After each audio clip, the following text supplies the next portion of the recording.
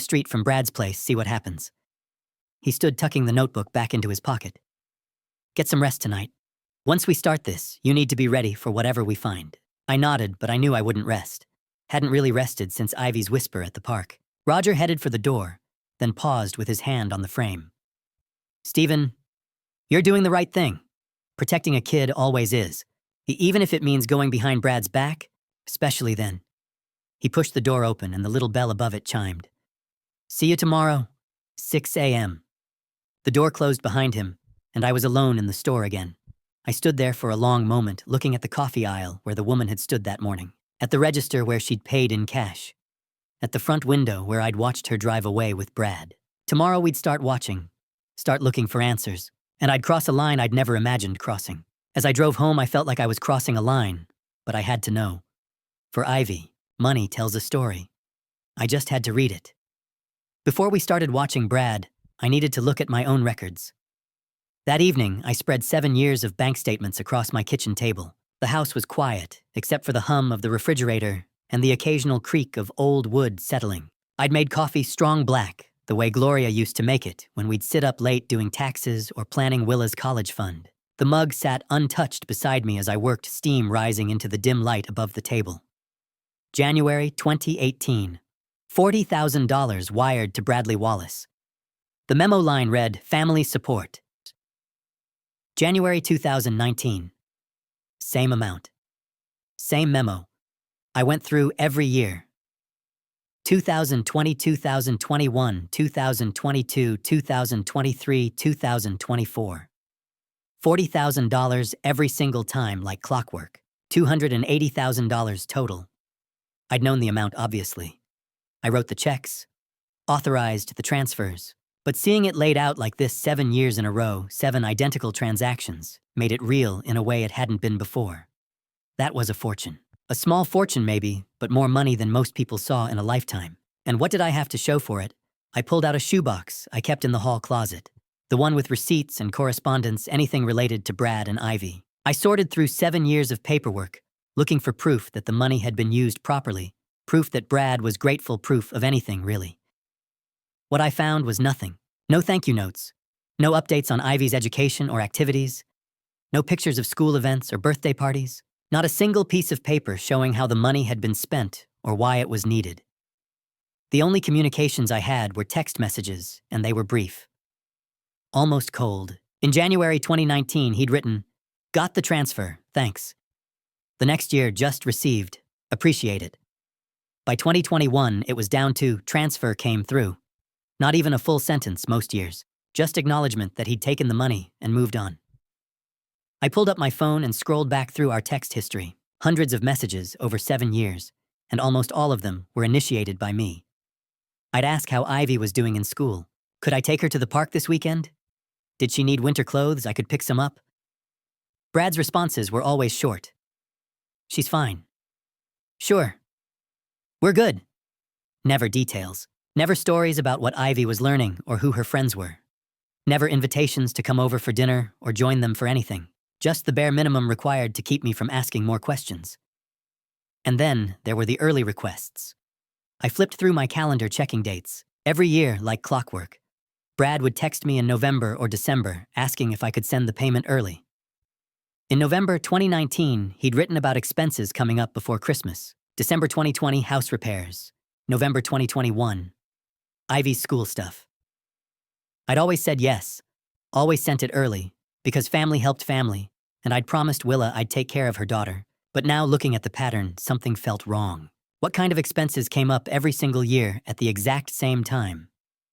And why did a man receiving $40,000 annually need it early? What was he spending it on that couldn't wait a few weeks? I opened my laptop and pulled up Brad's social media, something I rarely did. His Facebook was sparse. A few photos of Ivy from years ago, some posts about sports teams, nothing personal. His privacy settings were tight, so I could barely see anything.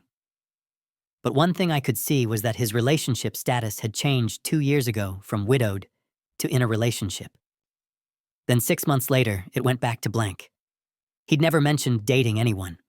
Never introduced anyone to Ivy or me. Who had it been? And what happened? I thought about the woman from this morning. The coffee and cinnamon. The way she'd touched Brad's arm before getting in the car. Was she the one? Or someone new? I pulled out a legal pad and started making notes. Not because I knew what I was looking for, but because Roger had taught me once that patterns emerged when you wrote things down. I wrote down everything I could think of. Brad asking for money early every November or December. Never providing updates or receipts. Minimal communication. No family involvement. The relationship status changed from 2 years ago. The mystery woman today. Then I wrote down my questions. Where was the $280,000 going? Who was the woman? Why did Ivy want me to stop sending money? What was Ivy afraid of? I set the pen down and looked at the pile of bank statements. 7 years of faith. 7 years of trust. 7 years of believing Brad was doing right by my granddaughter, because I couldn't imagine a father doing anything else. But what if I'd been wrong? I got up and walked to the living room, where Willa's urn still sat on the mantel. Beside it was a framed photo of Willa, Gloria, and me at Lake Rayburn the summer before the accident. Willa was laughing, head thrown back, Gloria's arm around her shoulders. Both of them looked so alive. "I'm trying, Willa," I said to the photo. "I'm trying to do right by Ivy. I just don't know if I've been doing it the right way." The house was silent. I picked up another photo from the bookshelf, this one of Ivy from last year. She was sitting on the front steps of Brad's house, arms wrapped around her knees, not quite smiling. I'd taken it during one of my visits. At the time, I'd thought she looked thoughtful. Now I wondered if she'd looked sad. How long had she been trying to tell me something was wrong? I gathered all the bank statements and organized them by year. Added the screenshots of our text messages, the information about his social media, the notes I'd just written. Everything Roger might need to understand what we were dealing with. I put it all in a folder and set it by the front door so I wouldn't forget it in the morning. $280,000. That number kept echoing in my head. Not because it was money I couldn't afford to give. The store did well enough, and Gloria and I had been careful savers. But because it represented 7 years of promises. 7 years of trying to honor Willa's memory by taking care of her family. What if her family didn't need taking care of? What if they'd been taking advantage? I poured the cold coffee down the sink, rinsed the mug, and stood at the kitchen window looking out at the dark street. Tomorrow at 6 in the morning, Roger and I would park outside Brad's house and start watching. Start looking for answers to questions I should have asked years ago. I should have felt guilty. Should have felt like I was betraying Brad's trust by spying on him. But all I felt was determined. Ivy had asked me to watch, had trusted me enough to whisper a warning, and I'd failed her for 7 years by not asking the hard questions, by accepting Brad's silence as normal. I wouldn't fail her anymore. Tomorrow, Roger and I would start watching. Whatever we found, I was ready. Some truths are buried in plain sight. The urn sat on my mantel for 7 years. I never opened it. After organizing all the bank statements and preparing the folder for Roger, I should have gone to bed. It was past 11, and we were meeting at 6 in the morning. But I stood in the living room, staring at that brass urn the way I'd stared at it 1,000 times before, and something felt different. The woman at the store had bought coffee and cinnamon. 2 items, nothing else. I'd been trying all evening to figure out why that bothered me, and now standing here in the dim light with nothing but silence and the weight of 7 years pressing down, I finally understood. Coffee and cinnamon. My eyes moved from the urn to the framed photo beside it. Willa, Gloria, and me at Lake Rayburn, all of us smiling, all of us believing we had more time. I'm sorry, I whispered to Gloria's image. I should have looked sooner. I'd avoided the urn for 7 years. Told myself it was because I couldn't let go, because opening it meant accepting that Willa was really gone. But maybe the truth was simpler. Maybe some part of me had known even then that something was wrong. I lifted the urn from the mantel. It was heavier than I remembered, about the size of a shoebox, cold brass against my palms. The lid was sealed with a simple threaded cap, the kind you could unscrew with your hands. For a long moment, I just held it. Thought about Gloria standing in this exact spot 7 years ago, crying so hard she couldn't breathe. Thought about the funeral. The closed casket, Brad's face carefully neutral as he accepted condolences. Thought about Ivy, 6 months old and oblivious, sleeping through her mother's memorial service. I carried the urn to the kitchen table and set it down under the overhead light. My hands shook as I gripped the lid. "Forgive me, Willa," I said and twisted. The lid came off easily. Too easily. Like it had been opened before. Inside was a clear plastic bag tied at the top with a twist tie. Through the plastic, I could see dark powder, almost black in the harsh kitchen light. It looked like ash. Looked exactly like what you'd expect cremated remains to look like. I untied the bag and peered inside. The powder was coarse, not fine. Grainy. I reached in and let some run through my fingers. It felt wrong. Too rough. Too textured. Then I smelled it. Coffee, not the faint burnt smell of cremated remains. Not the sterile nothing of ash. But coffee. Rich, dark, unmistakable. My stomach turned. I brought the bag closer, inhaling deeper. Yes. Definitely coffee. And something else underneath it. Something sweet and spicy. Cinnamon. The kitchen tilted. I gripped the edge of the table to steady myself. No. No, this couldn't be right. This was Willa. This was my daughter. They'd told me it was her. Brad had identified her. The funeral home had handled everything. I dumped the contents of the bag onto the table. Brown powder spilled out in a heap. Coffee grounds darker in some spots, lighter in others. I sifted through it with my fingers, searching for something, anything that looked like bone. Like the fragments they tell you remain after cremation. Nothing, just coffee. And mixed throughout flecks of reddish brown that I recognized immediately from 35 years of running a grocery store. Cinnamon, ground cinnamon. I touched one of the flecks to my tongue. Sweet. Spicy. Definitely cinnamon. The powder wasn't ash. It was coffee grounds and baking spices, the kind you'd buy at any store. The kind a woman with dark hair and a leather jacket had bought from my store just this morning. For 7 years, I'd kept this urn on my mantel. For 7 years, I'd treated it like it was sacred.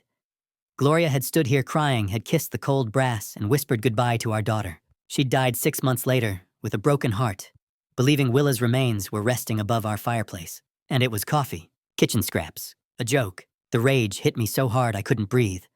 I swept my arm across the table, sending the urn clattering to the floor. It rang like a bell as it bounced hollow and mocking. "Damn you!" I shouted at no one. At Brad. At whoever had done this. "Damn you!" I braced my hands on the table shoulders, heaving, staring down at the pile of coffee and cinnamon scattered across the wood. 7 years. 7 years of grief. 7 years of Gloria destroying herself with sorrow. 7 years of me honoring an empty promise, paying money to a man who'd helped fake my daughter's death. Because that's what this was. Had to be. If the urn was fake, then the funeral was fake. If the funeral was fake, then maybe the body was fake. And if the body was fake, my phone was in my hand before I'd consciously decided to pick it up. I pulled up Roger's contact and called. He answered on the second ring, voice groggy. "Stephen, it's almost midnight. The urn!" My voice came out hoarse, shaking. "Roger, the urn is fake." Silence on the other end. Then more alert. "What do you mean, fake?" I opened it. "It's not Willa, it's coffee. Coffee and cinnamon. Just like the woman at the store bought this morning." I heard rustling like he was sitting up. "You're sure?" "I'm looking at it right now. Spread all over my kitchen table." I laughed, but it came out broken. My wife died thinking our daughter's ashes were on the mantel. And it was coffee the whole time. "Stephen." Roger's voice was calm, steady, the detective voice. "Listen to me. Don't touch anything else. Don't clean it up. I'm coming over right now. They lied to us." The words felt thick in my throat. The funeral, the body. Brad identified someone who wasn't Willa. They burned someone else and gave us kitchen scraps in a brass box. "I'm 10 minutes away. Stay there. Don't call Brad. Don't call anyone. I'm coming." The line went dead. I stood in my kitchen, surrounded by coffee grounds and cinnamon, staring at the overturned urn on the floor. The house was silent, except for my ragged breathing. 7 years ago, they'd told me my daughter was dead. They'd shown me a closed casket. They'd handed me this urn and told me it contained her remains. And I'd believed them. Gloria had believed them. We'd mourned. We'd broken. We'd died a little bit ourselves. And it was all a lie. I looked at the scattered coffee grounds. At the cinnamon mixed throughout. At the empty brass urn lying on its side. My daughter's urn was a lie. What else had they lied about? Surveillance is mostly waiting.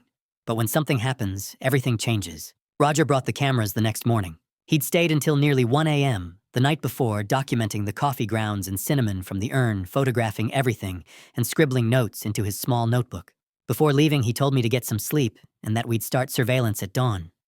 I tried. I lay awake thinking about brass urns, kitchen scraps, and 7 years of trust that might have been misplaced. When Roger knocked at 5:30, I was already dressed. "You look terrible," he said, hauling 2 black duffel bags inside. "Didn't sleep? Figured." He set the bags on my kitchen table and unzipped one.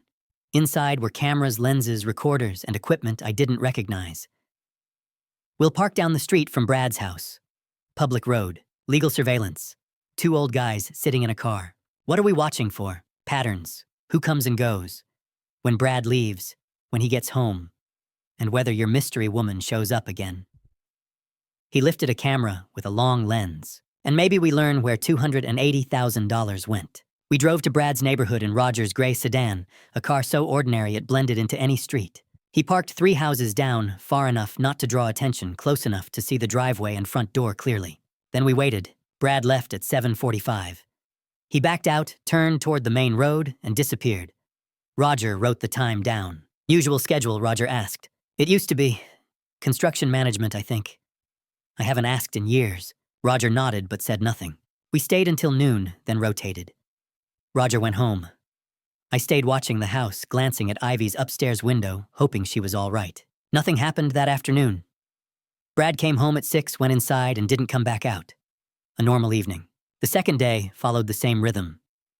Brad left at 7:45. Came home at 6. Roger and I took shifts documenting everything. Then late afternoon on day 2, the woman arrived. The same silver sedan from the store. She pulled into Brad's driveway at 2:30, walked to the front door, and unlocked it. She has a key, I said, calling Roger. He arrived 20 minutes later with the telephoto lens. We watched as Brad and the woman sat on the couch. We couldn't hear them, but we could see her lean close, see Brad laugh, see her touch his arm with easy familiarity. They looked comfortable, familiar. Who is she, I asked. When did Brad last mention dating? Roger snapped photos. He hasn't, not once. She stayed 2 hours. When she left, Brad walked her to her car. They stood in the driveway talking. Her hand rested on his chest. His hand settled at her waist. Then she drove off. Roger wrote down her license plate. The third day she came back. Same time, same routine. Stayed an hour. Left. That weekend when I took Ivy for ice cream, Brad didn't mention her. Didn't mention dating. Acted like nothing had changed, but something had. By day 4, we knew Brad's routine. Up at 7. Gone by 7:45. Home by 6. The woman visited every other afternoon. Then, on the 4th morning, everything shifted. Brad left at 10 a.m. That's new, I said. Roger started the engine. Let's see where he goes. We followed him, keeping distance. Past Harper Family Market.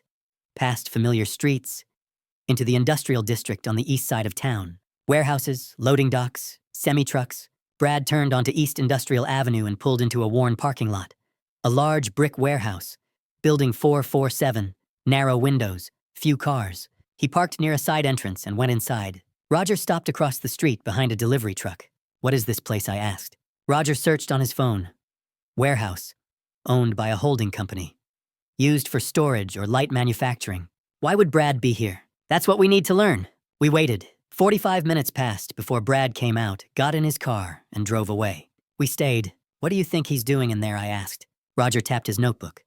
Could be storage. A side operation. Meetings. With her, maybe. He wrote down the address. We come back. Watch this place like his house. I stared at the building. Tall, sealed windows.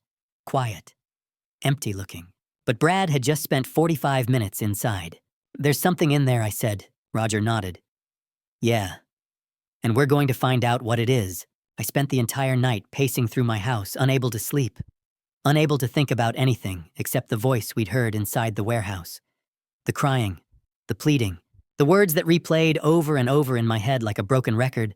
I've been here for 7 years. When Roger knocked on my door at 7 that morning, I had already been awake for hours. You look worse than yesterday, he said, as he carried his laptop bag inside. Didn't sleep. Figured. He placed the laptop on my kitchen table and opened it. Stephen, I need you to sit down for this. What is it? Just sit, please. I sat. Roger pulled up a video file. Remember when I told you I still have contacts on the force? One of them accessed security footage around the warehouse. All public cameras. Traffic monitoring. Completely legal. And this. He pressed play. The footage was black and white and grainy, the kind used on nightly news broadcasts. A wide shot of East Industrial Avenue appeared, the timestamp showing early afternoon 3 days earlier. Cars passed. A delivery truck. Nothing unusual. Then a woman entered the frame from the left, walking along the sidewalk. That's the warehouse, Roger said, pointing to a building in the background. That's the side entrance Brad uses. The woman walked closer to the camera. Her face was partially turned away, but as she moved, the angle shifted. Roger paused the video. "Look at her face, Stephen." I leaned closer. The image wasn't sharp, but it didn't need to be. Dark hair pulled back. Thin frame. Something familiar in her posture and the way her head tilted slightly as she walked. My heart stopped. "No," I whispered. "Look closer." Roger zoomed in. The pixels blurred, but the shape remained. The nose. The cheekbones. That subtle tilt of the head I had seen thousands of times when she was a teenager, when she was in college, when she stood beside me on her wedding day. "That's not possible," I said, though. My voice was shaking. Roger opened another window. I ran the image through facial recognition software. Compared it to Willa's driver's license photo from 7 years ago. 2 images appeared side by side. On the left, Willa's license photo from 2017. Younger, smiling. On the right, a still frame from the warehouse footage. Older, no smile. Darker hair, but the same face. 97% match, Roger said softly. "Stephen, that's Willa." The room tilted. I grabbed the edge of the table to steady myself. "No, she's dead. We buried her. We had a funeral." "You had a closed casket funeral," Roger said gently. "You cremated someone. But you never saw a body." And the urn was filled with coffee grounds. I stared at the screen, at my daughter's face, changed older but unmistakably alive. "She's alive," I whispered. "Yes. Willa's alive. Yes." The words didn't make sense. For 7 years, I had mourned her. I had stood at her grave, at that empty grave with its false headstone, and talked to her like she could hear me. For 7 years, her urn sat on my mantle, and I believed it held her ashes, and she was alive. The grief came first. Not relief, not joy. Grief. Crushing and suffocating. Grief for 7 years stolen from us. 7 years Gloria and I could have spent with our daughter. 7 years Ivy could have known her mother. Then the rage followed. Gloria died believing Willa was dead, I said, my voice breaking. She died of a broken heart. And our daughter was alive the entire time. Roger stayed silent. "I paid Brad $280,000, I continued. $280,000 to care for Ivy because her mother was supposedly dead. I know, Ivy thinks she's an orphan," I said, standing abruptly. "She doesn't even know her own mother is alive. How could Willa let us believe this? How could she let Gloria die thinking?" Stephen, Roger said firmly. "We don't know the full story. What story could possibly justify this?" "I don't know," he said. "But think about what we heard yesterday. That voice in the warehouse. She was crying, begging. She said she'd been there for 7 years. Does that sound like someone who chose to disappear?" I stopped. The words echoed again in my mind. "I've been here for 7 years. She's not free," Roger continued. "She's being held there. And Brad is the one keeping her." The rage shifted, focused. Brad had lied to me for 7 years. Identified a body that wasn't my daughter. Took my money. Let Gloria die. Kept Ivy from her mother. Brad had imprisoned my child. "We need to go there now," I said, moving toward the door. Roger blocked me. "Not yet. She's alive. She's being held prisoner. And if we rush in without knowing everything, we could make it worse," he said. "We don't know who else is involved. We don't know what Brad has over her. We don't know how dangerous this is." "I don't care," Stephen, Roger said, gripping my shoulders. "Your daughter has survived 7 years in that warehouse. If we act recklessly, she could get hurt." The words stopped me cold. "We need the full truth," Roger said. "Then we get her out safely." "How?" "We talk to her," he said. "Away from Brad. The footage shows she leaves the warehouse briefly each afternoon. If she has a routine, we approach her then. And say what? We tell her you're here," Roger said quietly. "That you know she's alive. That you want to help." I sank back into the chair, head in my hands. My daughter was alive. And for 7 years, I had believed she was dead. I couldn't wait anymore. I had to see her. Roger had wanted to wait. Plan it out. Catch her when she came outside during the day, approach her somewhere safe. But how was I supposed to go home and sleep knowing my daughter? My daughter, who I'd mourned for 7 years, was alive. Locked in some warehouse while I sat in my empty house staring at fake ashes. I couldn't do it. So at 9 o'clock that night, I got in my car. Didn't even tell Roger I was going. Just drove. He was already there when I pulled up. Standing by his car across from building 447, arms crossed, waiting. He'd known. Of course he'd known. "Couldn't sleep either," I said. "I figured you'd do something stupid." He wasn't smiling. "If we're doing this, we do it my way. We go in, we stay calm, we listen. Got it? Yeah. I mean it, Stephen. No matter what she says. No matter how angry you get. I nodded. Didn't trust myself to speak. The warehouse looked wrong at night. Like something out of a nightmare. One light in an upper window, everything else dark. We crossed the street. The side door Brad always used, Roger tried the handle. Unlocked. He looked at me. Private investigation. Reasonable cause. Someone's in danger. I know. Just making sure we're clear. He pushed the door open. Inside was bigger than I expected. Colder. The kind of cold that seeps into your bones. High ceilings, shadows everywhere, shelves stacked with God knows what. But in the back corner past all the industrial debris, someone had tried to make a home. A twin bed, blankets that had seen better days, a card table with a hot plate instant coffee plastic spoons, clothes on wire hangers strung between two posts, one folding chair, one battery lamp throwing weak yellow light across concrete floors, and photos, taped to the wall above the bed. Ivy, all of them. Every school picture I'd sent Brad over the years. Every birthday photo. That one from the park last summer where she'd lost her front tooth. They were here. On this wall. In this warehouse. He'd been showing them to Willa. She was sitting on the bed, staring at those photos like they were the only thing keeping her alive. When the door creaked, she looked up. 7 years. 7 years since I'd seen that face. She looked so different. Thinner. Way too thin. Hair darker, longer, pulled back in a messy ponytail. Dark circles under her eyes like she hadn't slept in weeks. Maybe months. And something else. Something in the way she held herself. Like she was always ready to run. Dad. Just that one word. Barely a whisper. And I lost it. How could you? It came out louder than I meant. Harsher. She flinched back against the wall. How could you do this to us? I can explain. Explain. I took a step toward her. She pressed harder against the wall. Your mother died, Willa. Your mother. She died thinking you were gone. Dad, please. She cried every single day. Every single day for 6 months. Do you understand that 6 months of watching her waste away and I couldn't? My voice cracked. Says I couldn't help her because our daughter was dead. Except you weren't dead. You were here. You were here the whole time. The words were coming out wrong, too angry, too loud, but I couldn't stop them. Gloria died believing you burned to death in that car. She died of a broken heart. And you just let her. You let her die thinking, when I didn't want that. Willa was crying now. Full on crying, sliding down the wall until she hit the floor. I never wanted any of this. Then why, I was almost shouting. Why did you do it? Why did you let us have a funeral for a stranger? Why did you let me pay Brad $280,000 to raise your daughter while you hid in a warehouse? She was sobbing so hard she couldn't speak. Just sitting there on the concrete floor, arms wrapped around her knees, shaking. Roger stepped between us. Physically stepped between us. Stephen, stop. She needs to explain, and she will.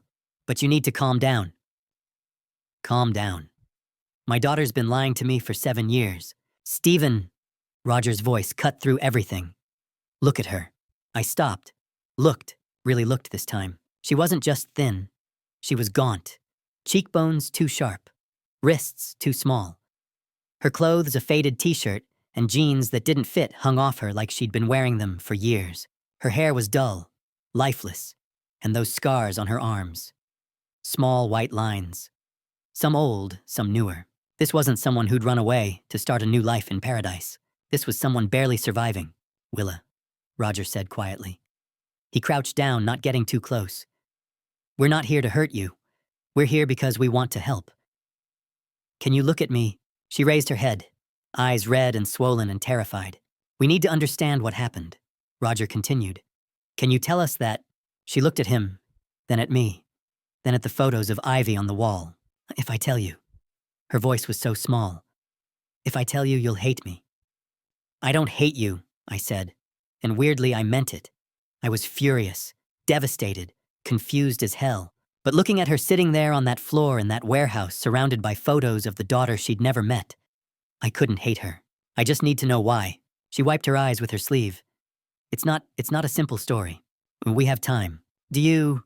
She laughed, but it came out broken. Do you really want to hear this? Yes. She stared at the concrete floor for a long time. So long I thought she'd changed her mind. Then she spoke. Does Ivy know about me being alive? No, she thinks you're dead. Everyone does. Another sob. Quick choked off. Maybe that's better. Willa, you don't understand, Dad. She looked up at me. Those eyes, Jesus, those eyes looked dead. You don't understand what I did, what I am.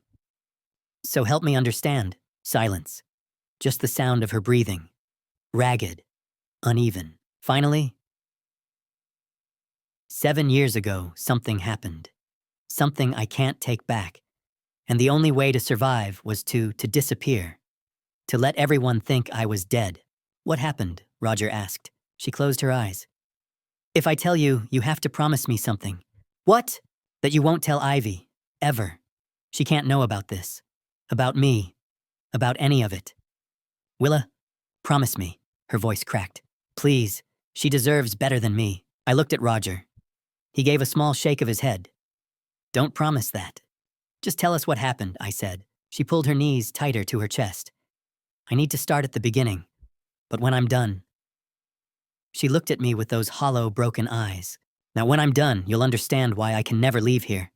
Why I can never see Ivy. Why this is what I deserve. My throat felt tight. Willa, the truth came in pieces. But I was about to learn it was only part of the truth. Willa's voice shook as she began. It was 7 years ago. March. Natalie came over to my apartment. We lived about 20 minutes apart back then. She'd borrowed money from me. A lot of money. $5,000. She paused, looked at her hands. I needed it back. Brad and I were trying to buy a house, and I'd told Natalie that. Told her I needed the money by the end of the month. But she kept making excuses. Said she'd pay me back next week, next month, when her tax return came.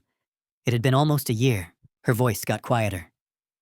So that night, I told her I needed it. Like really needed it. And she got defensive. Started saying I was being selfish, that I didn't understand how hard things were for her. What happened? Roger asked gently. Willa closed her eyes. We argued. It got loud. Brad wasn't home. He'd taken Ivy to his mom's for the weekend. It was just us. And Natalie, she said something about how I always thought I was better than her. Always had everything figured out. And she stopped, swallowed hard. When I told her she was irresponsible. That maybe if she stopped spending money on stupid things, she could pay me back. And she got in my face. Like really in my face, yelling. And I pushed her. The warehouse was completely silent. I just pushed her. Not hard. Just to get her away from me. But she stumbled backward and Willa's voice cracked. She hit the coffee table, the corner of it, right here. She touched the side of her head just above her temple. There was this sound, this awful sound, and she fell. Just collapsed. Tears were streaming down her face now. She was hurt, really hurt. There was so much. On the carpet, on the table, on my hands. And Natalie, she wasn't moving. She wasn't responding. I checked, but I couldn't feel anything. And I didn't know what to do. She was hyperventilating. Roger moved closer but didn't touch her. Breathe, Willa. Just breathe. She gulped air, nodded, kept going. I panicked. I called Brad. He came home right away. And when he walked in and saw Natalie on the floor, he just stared for a minute.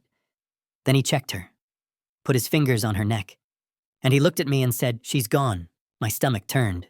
I couldn't stop crying, couldn't think. Brad kept saying we had to stay calm, had to figure this out. He said it was self-defense, that I'd just been protecting myself. But he said, she looked at me. He said even if it was an accident, even if it was self-defense, I'd probably still go to prison.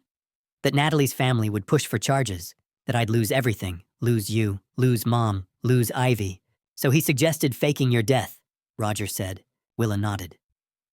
He said it was the only way. That if I disappeared, if everyone thought I was gone, no one would connect me to what happened with Natalie. He said he'd take care of everything, the situation, the evidence, all of it. I just had to trust him. And you did. What choice did I have? Her voice rose, desperate.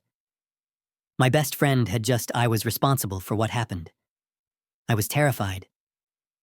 And Brad was so calm, so sure. He said he knew someone who could help. Someone who worked at the morgue. I felt sick. Gary. I don't know his name. Brad never told me. But yeah, someone at the morgue. Brad said he could help us with the situation. Someone who had passed without family. Someone no one would miss. She shuddered. It sounds so horrible saying it out loud. What happened to Natalie? Roger asked. Brad said he took care of everything. That no one would ever find out. He wouldn't tell me where. Said it was safer if I didn't know. Willa wrapped her arms around herself. And that same night he brought me here, to the warehouse. Told me to stay put while he arranged everything. The accident, the funeral, all of it. The Route 9 accident, I said. Yeah. He staged it to look like I'd crashed. The car caught fire. Made sure what they found couldn't be identified. Then he came back here and told me it was done. Everyone thought I was gone. And now I had to stay hidden until it was safe. Safe from what? Roger asked. From the police. From Natalie's family. Willa's voice was hollow. Brad said they'd figure it out eventually. That someone would notice Natalie was missing. That they'd start asking questions. He said if I stayed hidden, if I just waited it out, eventually people would forget. Move on. For 7 years, she laughed bitterly. It was supposed to be temporary. A few months, maybe a year. But every time I asked when I could leave, Brad said it wasn't safe yet. That the police were still looking. That Natalie's family hired a private investigator. That people were asking questions about me. She looked at the photos of Ivy on the wall. He said it was better this way. That Ivy was safer not knowing me. That if I came back, if anyone found out what happened, Ivy would suffer for it. So I stayed. For her. To protect her. My chest felt tight. Willa, did you know I was sending Brad money? What money? True, $40,000 a year. For 7 years. To take care of Ivy. Her face went pale. I didn't know that. Brad never told me. He never mentioned it. No, he brought me food, supplies, sometimes clothes. He said he was taking care of Ivy, that she was fine. That was it. Roger and I exchanged a look. And Willa, Roger said carefully. When Natalie fell when you checked on her, are you absolutely certain she didn't make it? Willa stared at him. She was so hurt. She wasn't moving. But did you check thoroughly? Did Brad check? He put his fingers on her neck. He said she was gone. But you didn't see him do it. You were crying, panicking. You might not have seen exactly what he did. What are you saying? Roger leaned forward. I'm saying Brad told you Natalie didn't make it, but you never actually confirmed it yourself. You were in shock. You trusted him. Willa stopped. I saw her fall. I saw how badly she was hurt. Well, head injuries can look worse than they are, Roger said. Even minor ones can cause a lot of... He paused. A lot of visible damage. It doesn't necessarily mean the worst. No. Willa shook her head. No, she's gone. I'm responsible. That's why I'm here. Roger looked at me, then back at Willa. Willa, have you seen Natalie since that night? What number? Of course not. Have you seen anything that proves what Brad told you was true? Brad said a lot of things. Roger's voice was firm. But have you actually seen proof? Willa's face crumpled. Why are you asking me this? Roger pulled out his phone, scrolled through something, then turned the screen toward Willa. Because I ran Natalie Hughes' name through the system yesterday, and according to public records, she's very much alive. Willa stared at the phone, at whatever Roger was showing her, and the color drained from her face. That's not possible. This photo was taken 6 weeks ago, at a coffee shop in town. That's Natalie Hughes, alive and well. Willa looked at Roger, then at me. Her mouth opened, but no sound came out. No, she finally whispered. She's gone. I saw her. I'm responsible for what happened. Roger's eyes met mine. No, Willa, I don't think you are. The truth wasn't just different from what I thought. It was the opposite. Roger pulled out his phone and showed Willa a photo. This, he said quietly, was taken 3 days ago. Willa stared at the screen. Her face went white. Actually white, like all the blood had drained out of it in an instant. That's not possible. That's Natalie Hughes, Roger said.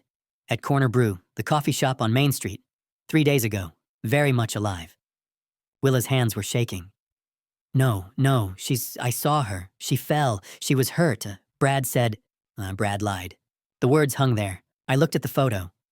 A woman, dark hair, mid-30s, sitting at a table with a coffee cup smiling at something off camera.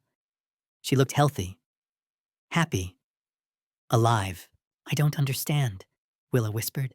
Roger sat down on the folding chair, phone still in hand.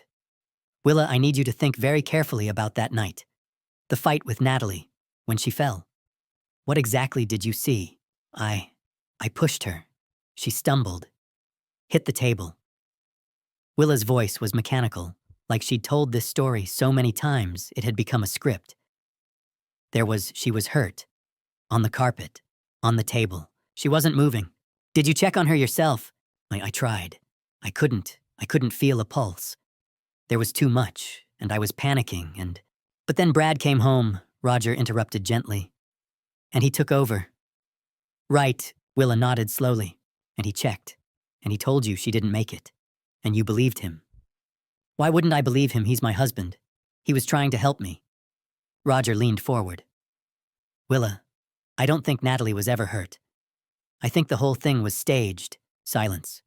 Complete silence. Yeah, what? Willa's voice was barely audible. The fight. The fall. The Roger paused. The scene. I think Brad and Natalie set it up.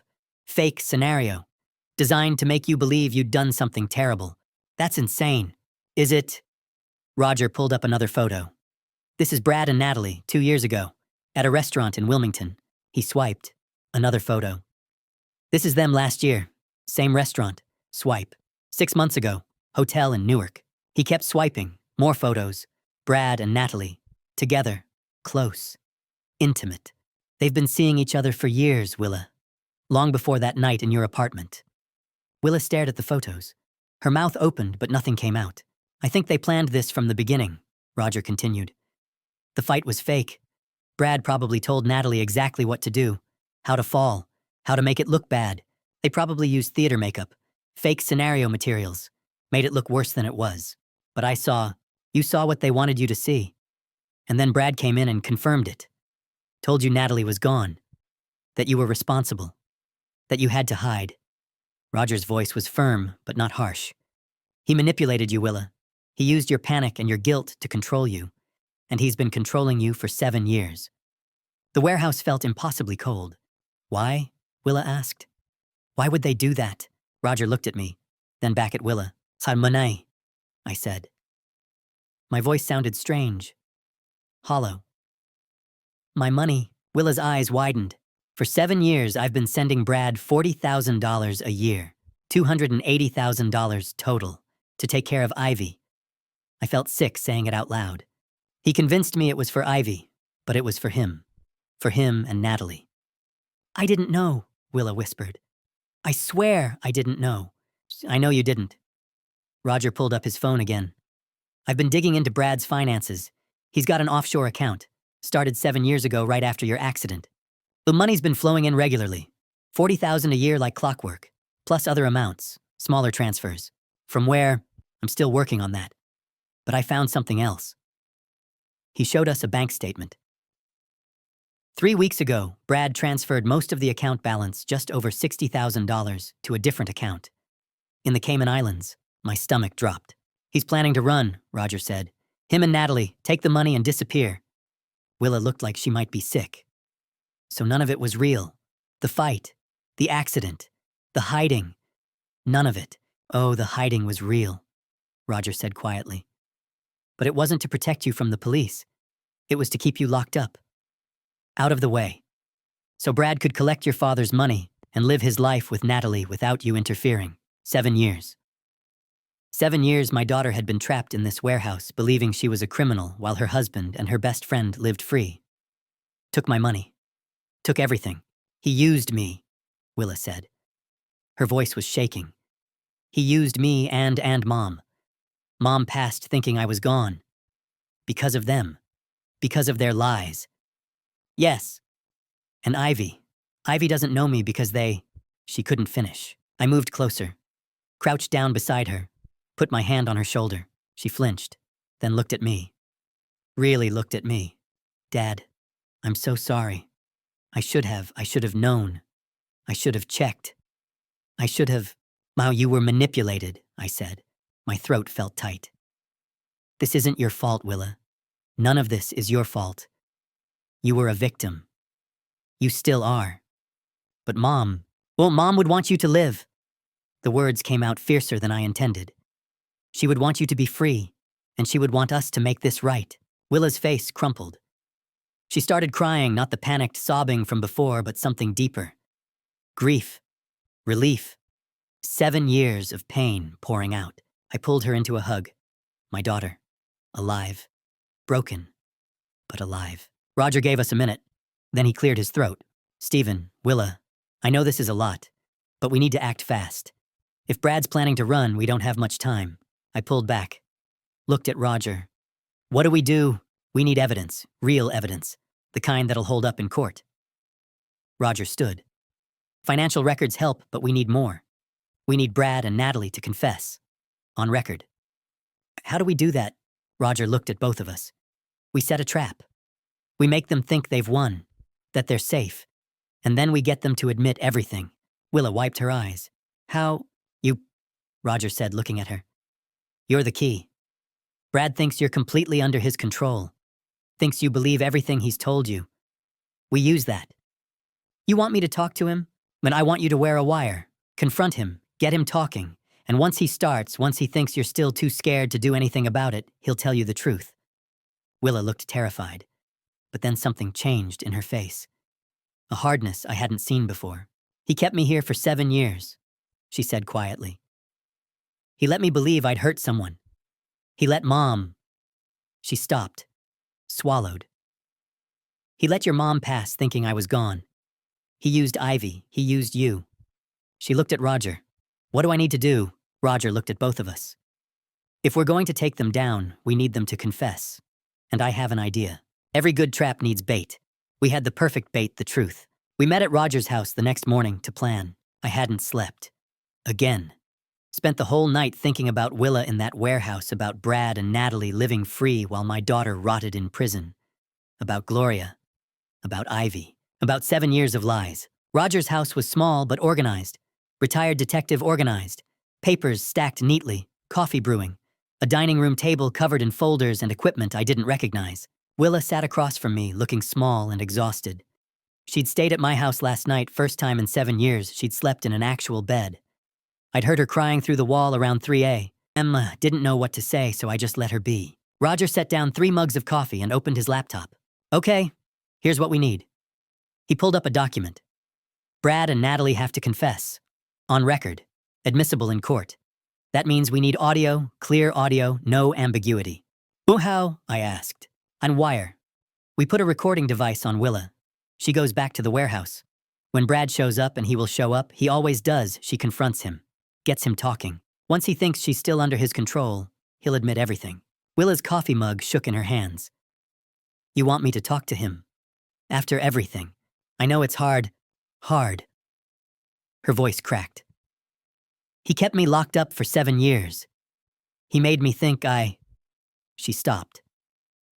"And you want me to sit there and act like everything's fine?" "No," Roger said firmly. "I want you to act like you know. Like you're done being scared. Like you're giving him one chance to tell you the truth before you go to the police. Will that work? Brad's arrogant. He thinks you're broken. Thinks you'll never stand up to him." Roger leaned forward. "When you confront him, when you show strength instead of fear, he'll panic. And when people panic, they talk. They justify. They explain. They confess." Willa looked at me. "Dad, I wanted to say no. Wanted to tell Roger we'd find another way. But I knew there wasn't another way. You've survived 7 years of his lies," I said quietly. "You can do this." She was silent for a long moment, then nodded. Roger pulled out his phone. "I've already talked to Detective Kevin Walsh. He's with the County Police Fraud Division. I worked with him for 15 years before I retired. He's solid, and he's ready to move on this." "The move how on?" I asked. "Walsh gets us the wire. Official equipment properly documented. Everything legal and admissible. He'll also position officers nearby unmarked vehicles, plain clothes. If anything goes wrong, they move in immediately." "What counts as wrong?" Roger's jaw tightened. "If Brad threatens Willa, if things get physical, if she uses the safe word. The faith word, something she can say that sounds natural, but signals she's in danger. Officers come in the second they hear it. Willa wrapped her arms around herself. What should it be? Just something you'd actually say. Something that won't sound weird in conversation. Roger thought for a moment. What about Ivy's name? If you mention Ivy, we know you need help. She nodded slowly. Okay, Ivy. Roger made a note. Walsh will have his team in position by 7 p.m. tomorrow. That's when Brad usually comes to the warehouse, right? Usually, Willa said. Sometimes earlier, if he's bringing supplies. We'll be ready either way. Roger looked at me. Stephen, you and I will be in my car across the street. Camera with telephoto lens. Backup recording equipment. Walsh's team will have the primary audio feed from Willa's wire, but we'll have secondary recording just in case. In case of what? Technical failure, interference, anything. Roger pulled out a small black device about the size of a quarter. This is the wire. Clips under clothing near the collarbone. Picks up everything within 15 feet. Battery lasts 6 hours. Willa stared at it. That tiny thing. Technology's come a long way. Roger set it down carefully. Walsh will come by tomorrow afternoon to fit it properly. Show you how it works. Test the signal. What do I say to Brad? Willa asked. When he gets there. How do I start? Roger pulled out his notebook. We'll script it. Not word for word, that'll sound fake. But general talking points. Ways to guide the conversation. He started writing. You start calm. Tell him you know. Don't say how you know, just that you do. See how he reacts. He'll deny it, Willa said. Probably. That's when you push. Tell him you know about Natalie. That she's alive. Watch his face. He'll either keep denying or he'll shift strategies. Try to explain. Justify. What if he gets angry? But then you stay calm. The calmer you are, the more he'll panic. And panic makes people sloppy. Roger looked at her. Can you do that? Stay calm even if he's angry. Willa's hands were still shaking, but her voice was steady. He stole 7 years from me. He used my daughter. He let your wife. She looked at me. He let Gloria pass away believing her daughter was gone. I can stay calm because I want him to pay for that. Something shifted in the room. Willa wasn't the broken woman from the warehouse anymore. She was angry, and anger, I was learning, could be a kind of strength. We spent the next 2 hours going over scenarios. What if Brad brought Natalie? What if he tried to leave? What if he figured out she was wired? Roger had answers for everything. Backup plans, exit strategies, Walsh's team positioning. By noon, we had a plan. Not a perfect plan, but a plan. Roger made sandwiches, ham and cheese, like we were just 3 people having lunch, instead of 3 people plotting to take down a con artist and his accomplice. Willa ate half of hers. Kept looking at that tiny wire on the table. You scared? I asked, unterrified. She set down her sandwich. But I'm more angry than scared. Does that make sense? Yeah, it does. She looked at me. Dad, what if this doesn't work? What if It'll work. But if it doesn't, then Walsh's team moves in, and we figure out plan B. I reached across the table, put my hand over hers. But you won't be alone in there. Roger and I will be right outside. Walsh's team will be listening to every word. And the second you say Ivy's name, it's over. We get you out. She nodded. Didn't look convinced, but nodded. Roger's phone buzzed. He checked it. Walsh says he'll be here tomorrow at 3 p.m. to set up the wire and go over protocols. Tomorrow, Willa whispered. Tomorrow. Roger confirmed. He looked at both of us. Tomorrow night, 7 years of lies end. One way or another. The wire was smaller than I expected. Detective Kevin Walsh held it up between his thumb and forefinger that afternoon. We were at the police station, not the main building, but a smaller office Walsh used for sensitive cases. Plain room, table, chairs. Recording equipment spread out like surgical tools. This, Walsh said, looking at Willa, is your lifeline. And ours. He was younger than Roger. Maybe mid-40s. Sharp eyes. The kind of cop who'd seen everything and still cared anyway. Roger had vouched for him. Said Walsh was one of the good ones. Willa stared at the tiny device. That's it. Clips right here. Walsh gestured to his collarbone. Under your shirt. Picks up everything within 15 feet. Crystal clear audio. We'll be listening the whole time. And if something goes wrong, you say Ivy's name. Doesn't matter what context. The second we hear it, we move. Walsh's voice was firm. You won't even finish the sentence before my team is through that door. Willa nodded. Her hands were shaking. Walsh spent 20 minutes showing her how the wire worked, how to position it, how to test it, how to move naturally so it wouldn't show or make noise. Professional. Methodical. Like he'd done this 100 times. Probably had. When he finished, he looked at her. You don't have to do this. We can find another way. And there is no other way, Willa said quietly. There's always another way. Not one that gets them both. Not one that makes them pay for what they did. She looked at me, then back at Walsh. I'm doing this. Walsh nodded. Okay, we go at 7. My team will be in position by 6:30. Unmarked vehicles, plain clothes. You won't see them, but they'll be close. He left to coordinate with his team. Willa and I sat in that plain room not talking, just sitting, the wire on the table between us. Dad, she said finally. Can I ask you something? Anything? Do you, she stopped, started again. Do you hate me for what I put you through? The question caught me off guard. What number, Willa? I let Mom pass away thinking I was gone. I let you pay all that money. I let Ivy grow up without... Stop. I moved my chair closer. You didn't do any of that. Brad did. Natalie did. They manipulated you. They used you. None of this is your fault. But I should have known. I should have checked. I should have... You were terrified. You thought you'd hurt someone. You trusted your husband to help you. I took her hand. Willa, you were a victim. You still are. And what you're doing tonight, confronting them, getting justice that takes more courage than anything I've ever seen. She started crying, quiet tears running down her face. I'm proud of you, I said.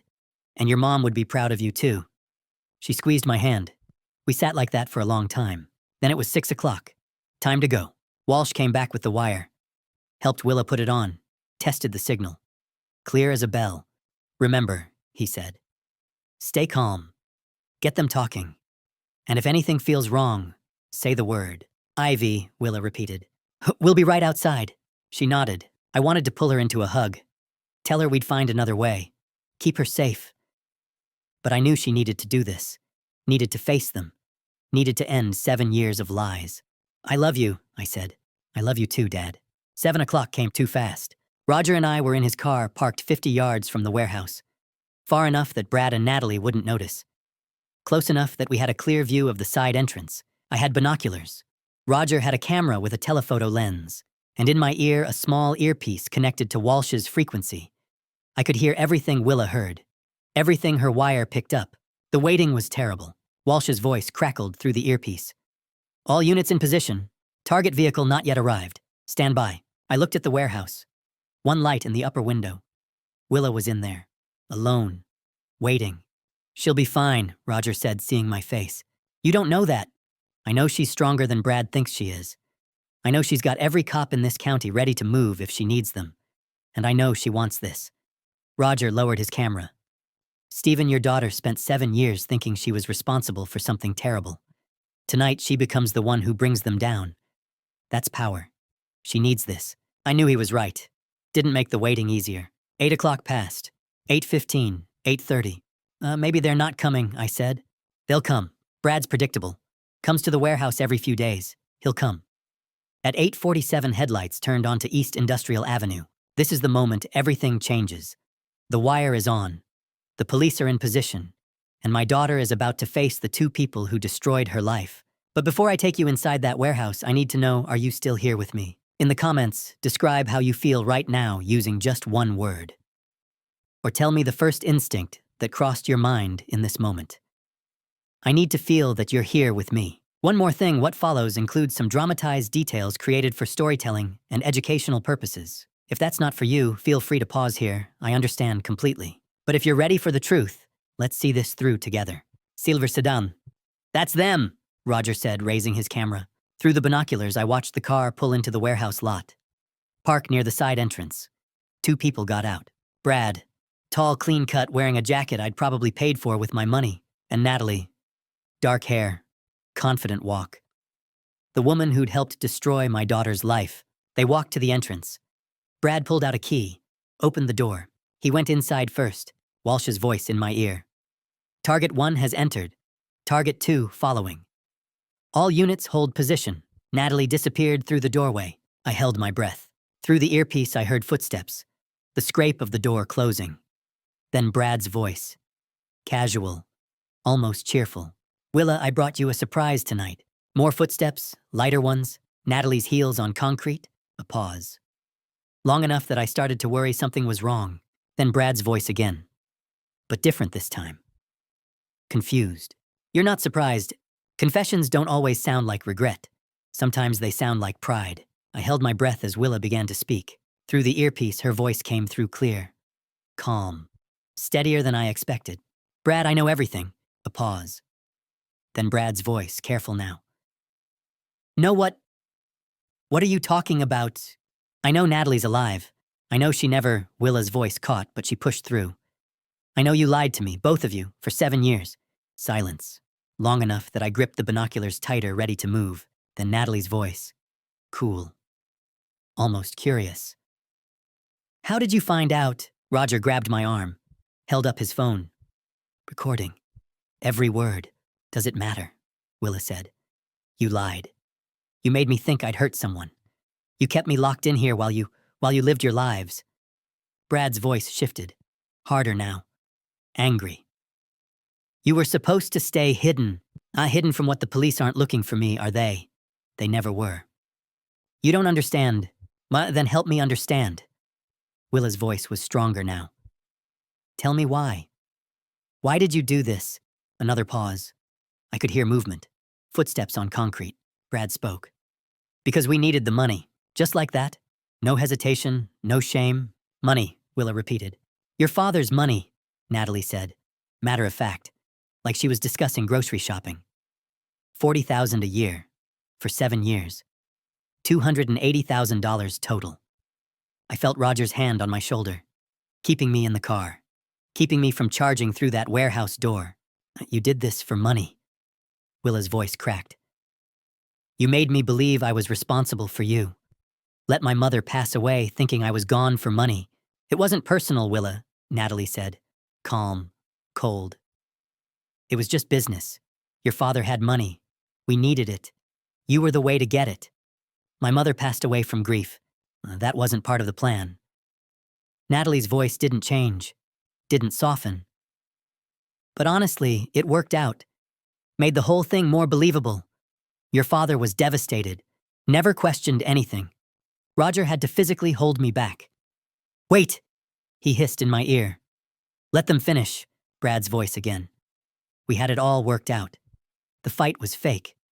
Natalie knew exactly how to fall, where to fall.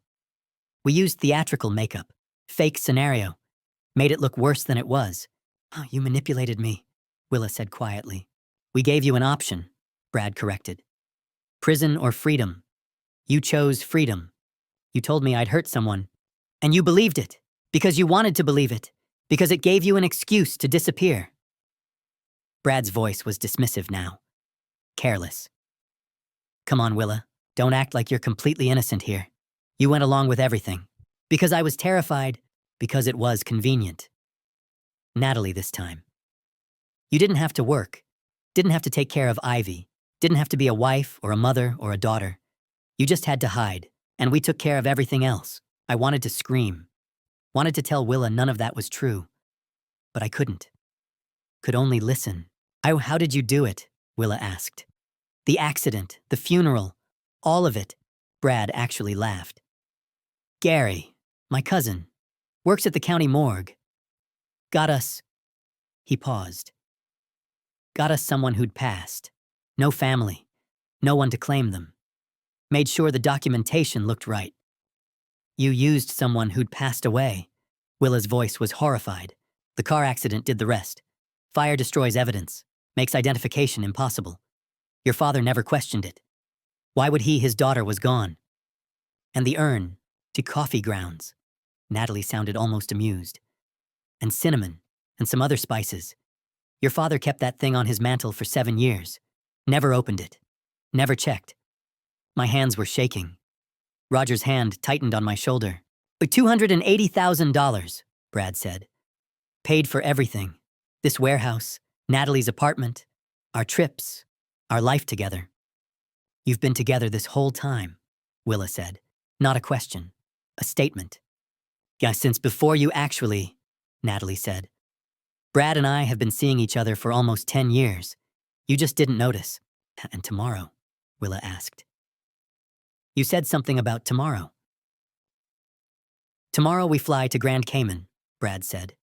New life, new identities. We've got just over 60,000 in the offshore account. Enough to start fresh. What about Ivy? What about her? Brad's voice was cold. She's fine. Your father can keep paying. Or not. Doesn't matter to us. You're just going to abandon her. She's not my problem anymore. Silence. Then Willa's voice so quiet I almost didn't hear it. Take me with you. Roger's head snapped up. We hadn't planned this. What? Brad sounded confused. Take me with you. To the Cayman Islands. Let me disappear for real this time. Why would we do that? Because I have nothing left here. Willa's voice was breaking. Academy Award breaking. My father hates me. Ivy doesn't know who I am. I might as well start over too. Brad and Natalie didn't respond. I could hear them talking, whispering, too quiet for the wire to pick up clearly, then Natalie's voice louder. We don't need her. She knows too much, Brad said. Everything. If she talks, then we make sure she doesn't talk. She comes with us, Brad said slowly. Or, the silence that followed made my blood run cold. Or what, Willa's voice, still calm, but I could hear the edge of fear creeping in. Brad's voice dropped to a whisper, but the wire picked it up. Clear as day. Or we make sure you never tell anyone. The moment I heard the threat, I moved. Through the earpiece, Brad's voice continued. Colder now. Final. Willa, you're a liability. You always have been, Natalie's voice. We can't risk her talking, then sounds, movement, a sharp intake of breath. Willa's voice no longer calm. Let go of me. I didn't think, just reacted. The car door slammed open. I was out before Roger could stop me. Stephen, wait. I didn't wait. Couldn't wait. My daughter was in there and they were threatening her, and 7 years of control snapped in that instant. Roger was behind me shouting into his radio. All units move in, go, go, go. I heard sirens, saw headlights, police vehicles converging from every direction. But I was already running. 50 yards felt like 50 miles. The warehouse door, side entrance. I hit it with my shoulder and it flew open, inside. The scene froze for half a second. Brad gripping Willa's arm. Willa trying to pull away. Natalie standing near the exit keys in hand, ready to leave. All three of them turning toward me as the door crashed open. Get away from my daughter. The words came out raw. Furious. Brad's hand dropped. Willa stumbled backward. Then the warehouse exploded with sound and movement. Police, hands up, police. Officers flooded through the door behind me. Black uniforms, vests, weapons drawn but pointed down. Professional, fast, overwhelming. Detective Walsh was first through. Brad Wallace, Natalie Hughes' hands where I can see them. Brad looked at the door. At the officers. At Walsh. His face went through about 5 emotions in 2 seconds. Shock, panic, calculation. Then something like defiance. He bolted, tried to anyway. Made it maybe 3 steps before Walsh moved. 1 second Brad was running. Next second he was face down on concrete with Walsh's knee on his back and handcuffs clicking into place. You have the right to remain silent. Walsh started. Natalie didn't run. Just stood there. Raised her hands slowly. Expression blank. No fear. No anger. Nothing. Like getting arrested was mildly inconvenient instead of life-destroying. Another officer moved in, cuffed her, started reading rights. And Willa was standing in the middle of it, all wire still hidden under her shirt, looking lost. Looking free. Looking terrified and relieved and broken all at once. I crossed the warehouse in 3 strides and pulled her into my arms. She collapsed against me, started crying. Not quiet tears, full-on sobbing. 7 years of fear and guilt and isolation pouring out. It's over, I said into her hair. You're safe now. It's over. Dad. Her voice cracked. I'm so sorry. About everything. About Mom, about the money, about... I will figure it out, I said, held her tighter. Together. We'll figure it all out together.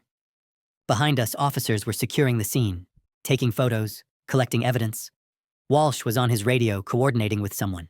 Roger appeared at my shoulder camera, still in hand, looking satisfied. Brad was being lifted to his feet, still handcuffed, still trying to talk his way out of it. This is a mistake, he was saying, voice loud, insistent. We didn't do anything wrong. He looked at Willa. She's lying. She's been lying for years. She's unstable. Everyone knows she's... Save it for your lawyer, Walsh interrupted. Brad Wallace, you're under arrest for fraud, conspiracy to commit fraud, grand theft, identity theft, false imprisonment, and accessory to unlawful handling of human remains. You have the right to remain silent. I suggest you use it. This is ridiculous. We were helping her. She wanted to disappear. We gave her that option. Walsh just looked at him. We recorded everything, Mr. Wallace. Every word you said tonight. Every confession. Every threat. It's all on tape. Brad's face went white. What? The wire your wife was wearing. It recorded everything. Walsh held up a small device. Crystal clear audio. You admitting to staging the fight. Faking Willa's death. Stealing from Stephen Harper. Planning to flee the country. And threatening Willa Harper when she confronted you. Brad stared, then looked at Willa. Really looked at her. Understanding dawned. You set us up. Willa wiped her eyes. Looked at him. And for the first time in 7 years, she looked strong. No, she said quietly. I just told the truth. 2 officers led Brad toward the door. As they passed, he twisted back. We would have gotten away with it. His voice cracked, almost desperate. We had it all planned. We were so close. Walsh shook his head. You were never close, Mr. Wallace. They took him outside, into one of the police vehicles. Doors closed. Sirens started. Natalie was already in another vehicle. Still silent, still cold. Staring straight ahead like none of this mattered. Walsh turned to us. We'll need statements. From both of you. But we've got the primary evidence. The wire recording. Financial records Roger provided. It's solid. What happens now, I asked? They'll be arraigned tomorrow. Bail will be high. Federal charges are likely wire fraud, money laundering. We're also picking up Gary Wells tonight. Your cousin at the morgue. He added, looking at where Brad had been. Conspiracy, body theft, falsifying records. And Willa. Walsh looked at her. Gentle now. Ms. Harper is a victim, not a suspect. We'll need her testimony, but she's not being charged with anything. She's free to go. Free to go. 7 years. And she was finally free to go. Roger stepped forward, handed Walsh a folder. Financial records, bank statements, transfer receipts, everything Stephen paid over 7 years. $280,000, Walsh said, flipping through. We'll file for restitution as part of the sentencing. It'll take time, but you should get it back. I didn't care about the money, didn't care about any of it.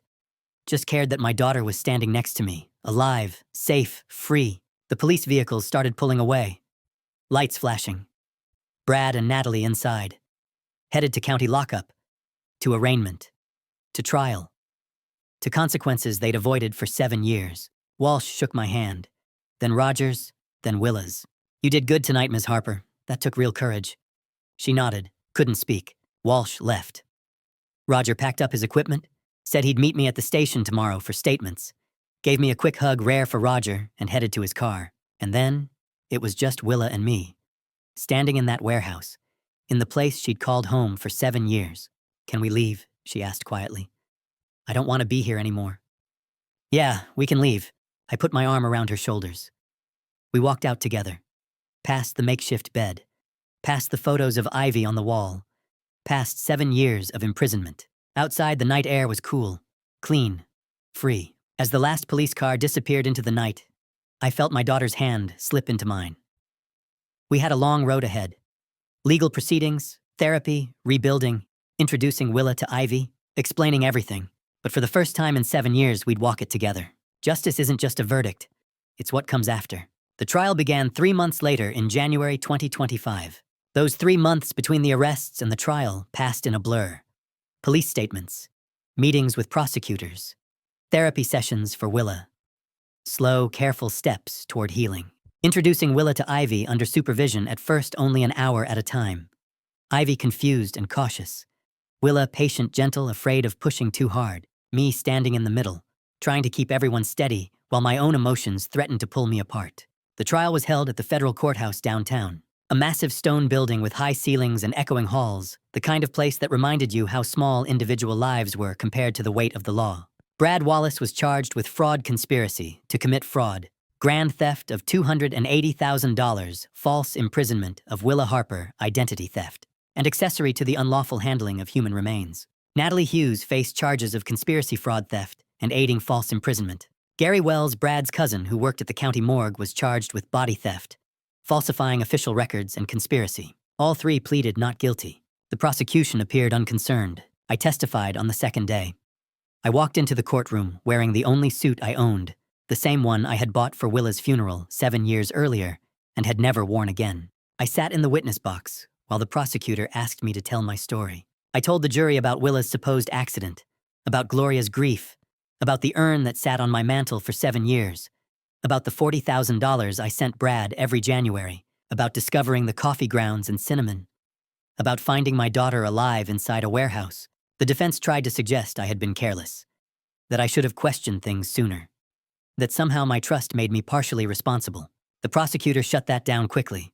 She showed the jury 7 years of bank records, transfer receipts, written documentation of every payment. She demonstrated that I had done exactly what any grieving father would have done, trusted family, and tried to protect his granddaughter. Willa testified on the third day. I watched from the gallery as she walked to the stand. She wore a simple blue dress we had picked out together. Her hair was longer now. She looked healthier, stronger, but when she began to speak, her voice trembled. She told them about the staged fight with Natalie, about being convinced she had hurt someone, about Brad telling her she would go to prison, about being locked inside that warehouse for 7 years, about the fear, the isolation, and the guilt that never let her sleep. She spoke about missing Ivy's first steps, her first words, her first day of school. 7 years of her child's life stolen. When she finished, the courtroom was silent. Brad's attorney tried to portray Willa as a willing participant, someone who wanted to escape her responsibilities as a mother and wife. The prosecution dismantled that claim. They played the wire recording, Brad's voice admitting the setup, Natalie's calm, deliberate confession, their plans to flee the country, their threats when Willa confronted them.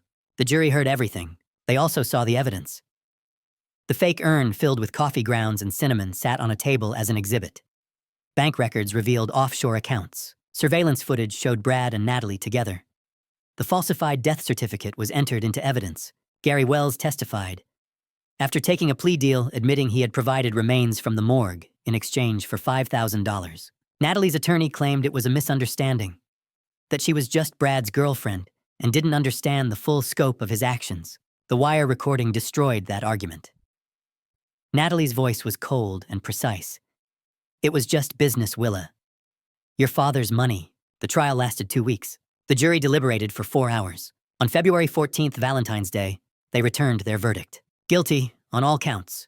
For all defendants. The courtroom erupted. Applause, gasps, objections from Brad's attorney. The judge slammed his gavel for order. I took Willa's hand. She was crying. So was I. Sentencing came a month later in March. Brad Wallace was sentenced to 15 years in federal prison. Natalie Hughes received 12 years. Gary Wells was sentenced to 5 years in state prison. All three were ordered to pay restitution. $280,000 to me. An additional $50,000 to Willa for emotional damages and false imprisonment. Brad's parental rights to Ivy were terminated. Family court granted me custody. Willa would rebuild her relationship with Ivy gradually with professional support. But legally, Ivy was mine to raise. Brad said nothing as the sentence was read. He stared straight ahead. Natalie looked bored, Gary cried. They were led away. 15 years. 12 years. 5 years. Numbers that could never return what they had stolen, but at least they meant accountability. 6 months after the verdict in July, life wasn't perfect. But it was ours again. Willa lived in a small apartment 10 minutes from my house. She worked part-time at Harper Family Market, learned the business, and took community college classes at night. Independence came slowly, but it came. She saw Ivy 3 times a week, sometimes at my house, sometimes at the park. Sometimes the three of us ate dinner together, and for a moment it almost felt normal. Ivy was doing better, still in therapy, still working through confusion and grief, but she was resilient. Last week, she asked Willa to teach her how to braid hair. They sat on my couch for an hour, Willa's hands guiding Ivy's smaller ones. When they finished, Ivy looked at herself in the mirror and smiled. Mom did it, she said. Willa left the room to cry. Harper Family Market was doing well. Willa had ideas for expansion, online ordering, a small cafe. I taught her the business the way my father had taught me. Some restitution money came through, not all of it. Brad and Natalie had spent most of it. About $60,000 was recovered. I placed half into a trust for Ivy's college, gave a quarter to Willa, and donated the rest to a domestic violence charity in Gloria's name. The money mattered less than I expected. Every Sunday, we visited Gloria's grave. Willa brought flowers. Ivy talked about school. I told Gloria she's home. Our girl is home. 6 months after the verdict. Life wasn't perfect, but it was ours again. Peace doesn't come from forgetting. It comes from choosing to heal. 6 months later, in July 2025, I stood at Gloria's grave with Willa and Ivy. 3 generations, finally together. The cemetery was quiet that Sunday morning, filled only with birdsong and a soft breeze through the trees. Gloria's headstone was simple white marble, her name, the dates, and beneath them, the words, beloved wife and mother. Forever in our hearts. Willa knelt and placed fresh white roses at the base. Gloria's favorite. Ivy stood beside me holding my hand, studying the stone with the seriousness children wear when they sense something important. Grandpa, she asked softly, do you think Grandma knows that Mom's back? I looked at Willa. She was crying silently, one hand pressed to the marble. I think she knows, I said. I really do. We stood there in silence for a long moment. Finally, Willa spoke. Mom, I'm so sorry. For everything. For not being there when you needed me. I'm trying to be better now. For Ivy. For Dad. For you. I wrapped an arm around her shoulders. She'd be proud of you, I said. Of how hard you're fighting. I don't feel strong, Willa whispered. Strong people rarely do. Ivy tugged my hand. Can I talk to her? Of course. Ivy stepped forward. Hi, Grandma Gloria. I'm Ivy. I'm 7, almost 8. Grandpa tells me stories about you. About your cookies. And how you sang even though you couldn't sing very well. She smiled. I wish I'd met you. But Grandpa says you're watching us. So I hope you're happy. Because we're getting better. Mom's home. And we're a family again. I turned away briefly, my chest tight. After the cemetery, Willa drove us to Harper Family Market. The store had fully reopened 3 months earlier. Willa worked mornings, now me afternoons. Teaching her the business felt like reclaiming something that had been paused for years. The community had been incredible. Customers came in just to say they were glad we were back. Glad Willa was safe. Business was better than it had been in years. We should expand, Willa said as we unlocked the door. Maybe a small cafe, coffee, pastries. That costs money. We have some restitution funds. It could be an investment. I looked at her at the spark in her eyes when she talked about the future. All right, I said, let's do it. She smiled wide and genuine. Inside, Ivy ran straight to the candy aisle. We let her choose one treat each visit as a reward for helping around the store. She's good at this, Willa said, watching Ivy deliberate. She is, I replied. Natural business sense. Like you. Like you too. Willa paused. You really think so? I know so. Most of the restitution money had come through. $280,000 recovered. I put half into a college trust for Ivy. Gave Willa $50,000 to help her stabilize. Donated the rest to a women's shelter in Gloria's name. The money helped, but it wasn't what mattered most. Willa had her own apartment now, small but warm. Ivy had a corner filled with books and toys.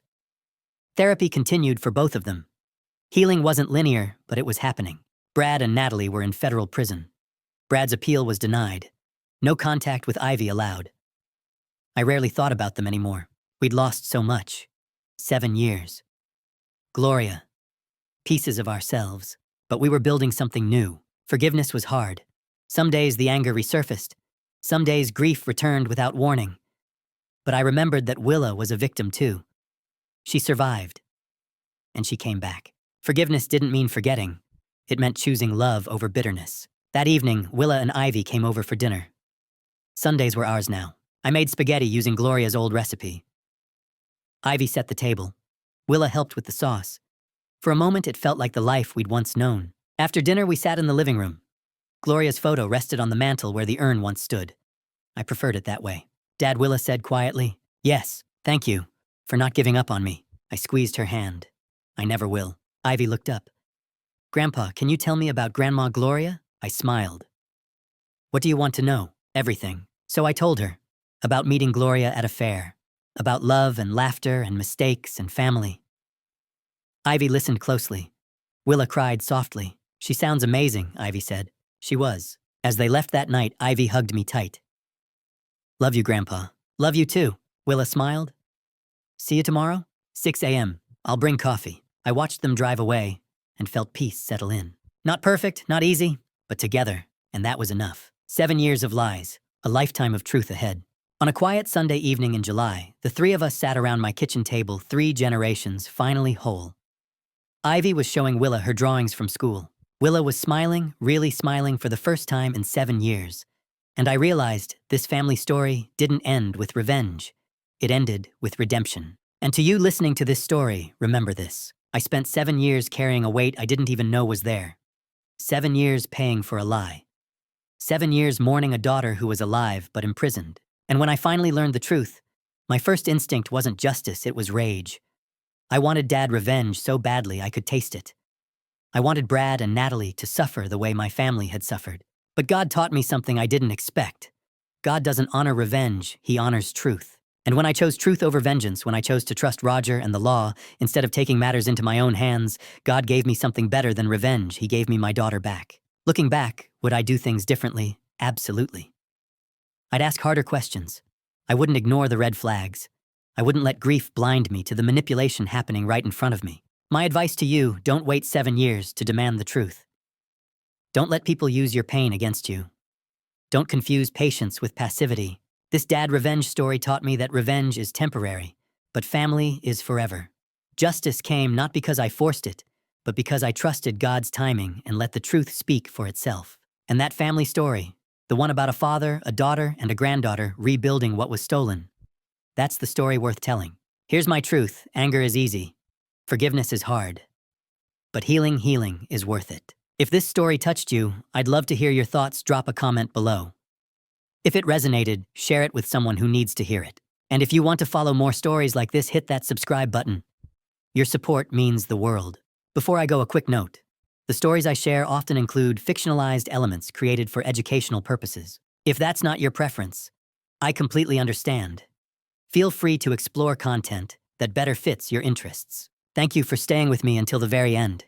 It means more than you know. 7 years of lies, but a lifetime of truth ahead.